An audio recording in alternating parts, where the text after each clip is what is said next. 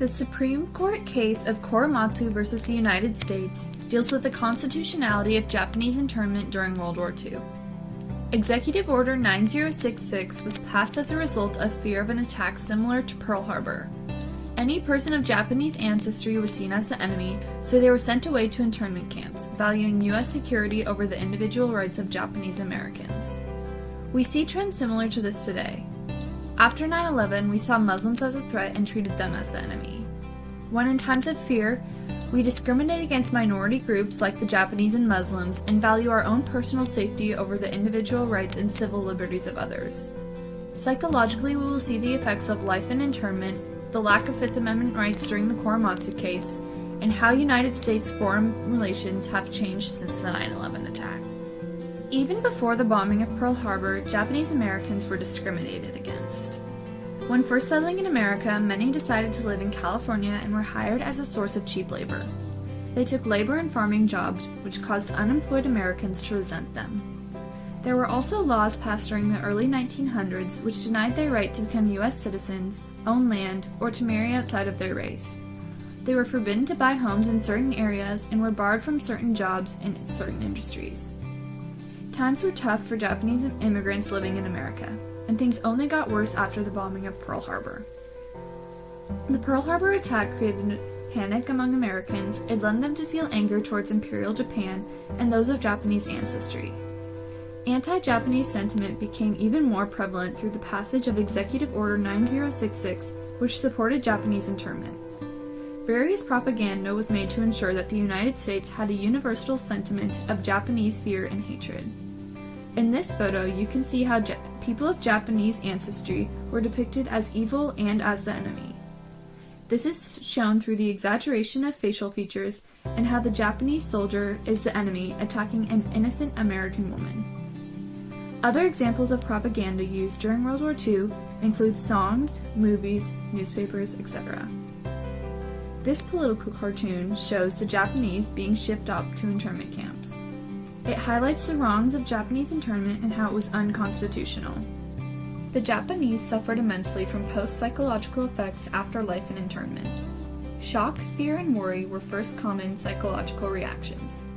They had strong feelings of disloyalty because of their race, and many felt humiliation and self-blame. They were also at a greater risk of depression, stress-related disorders, loss of self-esteem, and relationship problems. They had done nothing to be incarcerated, but somehow felt responsible for being locked up. Some didn't associate with anyone of Japanese ancestry, while others only associated with Japanese Americans due to their lack of trust towards white Americans. The constant feeling of being un-American stood in their minds and made them feel excluded from American society. Fred Korematsu fought the injustices of internment in the Supreme Court case Korematsu versus the United States. FDR's passage of Executive Order 9066 sent Japanese Americans to internment camps, 2/3 of which were U.S. citizens. Fred Korematsu did not plan on going and disobeyed the orders of leaving his home and job. He had plastic surgery on his eyes to alter his appearance. He also changed his name to Clyde Sarah and stated he had a Hawaiian and Spanish racial background. He was arrested on May 30th, 1942 for failing to report to his relocation center. He was later represented by the American Civil Liberties Union while waiting in jail. He was tried in a federal court in San Francisco and was convicted of violating military orders stated in Executive Order 9066. He was sentenced to 5 years of probation and sent to the Assembly Center in San Bruno. Fred's case was taken to the Supreme Court, where they were divided in a 6-3 decision, proclaiming that it was a military necessity not based on race. In 1983, a legal team reopened the case with new evidence on the basis of government misconduct. On November 10, 1983, a federal judge overturned Fred's conviction.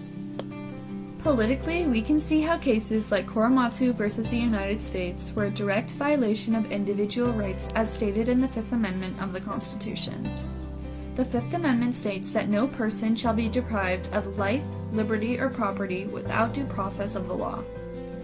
Korematsu argued that he was stripped of this right when he was convicted and put on trial.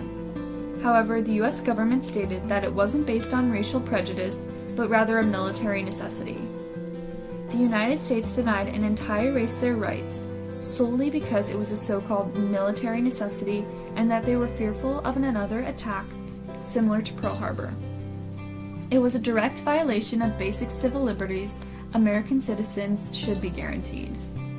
This case is significant because it ruled that the United States government had the right to exclude and force people to move to designated areas based on their race. The Supreme Court's decision only emphasizes the idea of security over individual rights. Even though Fred's conviction was overturned, the ruling revolving around exclusion orders has never been overturned. In a quote by Fred Korematsu, he states, "Fears and prejudices directed against minority communities are too easy to evoke and exaggerate, often to serve the political agendas of those who promote those fears. I know what it is like to be at the other end of such scapegoating and how difficult it is to clear one's name after unjustified suspicions are endorsed as fact by the government. If someone is a spy or a terrorist, they should be prosecuted for their actions, but no one should ever be locked away simply because they share the same race, ethnicity, or religion as a spy or terrorist. If that principle was not learned from the internment of Japanese Americans, then there are very dangerous times for our democracy." He refers to the fact that we cannot simply accuse someone of something based on their race and religion. He is warning people to not make the same prejudices against minority groups like Muslim Americans today that were made about the Japanese during World War II. After 9/11, all Muslim Americans were looked at as terrorists in the eyes of American citizens. Today, we have prisons like Guantanamo Bay where those suspected of terrorism are stripped of their individual rights and face torture and interrogation. This photograph shows a protest against the Guantanamo Bay prison. It represents the people who have died and suffered in custody and have been stripped of justice and their individual rights. Fred Korematsu has stated that what is happening in Guantanamo is unacceptable and a mirror image of what he saw happening to the Japanese after the bombing of Pearl Harbor. U.S. prisons like Guantanamo Bay have weakened U.S. foreign relations. Its severe human rights violations of torture and interrogation go against established international laws and violate agreements made at the Geneva Conference. In a quote by Jimmy Carter, he states, "I think what's going on in Guantanamo Bay and other places is a disgrace to the USA. I wouldn't say it's the cause of terrorism, but it has given impetus and excuses to potential terrorists to lash out at our country and justify their despicable acts."